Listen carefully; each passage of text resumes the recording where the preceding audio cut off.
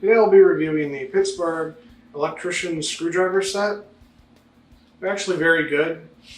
The fitment of the drive is about as good as anything else I've used.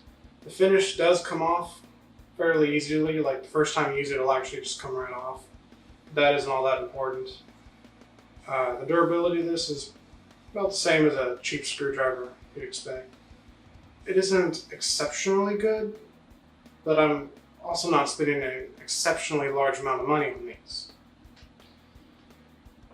As far as the voltage rating goes, I don't have the equipment to test it, but considering how cheap these feel, I would not trust it past 200 volts or so.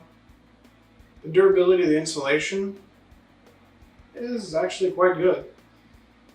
It's unlikely you will damage this unless you blatantly abuse it or just intentionally try to damage it. This is definitely a very good value.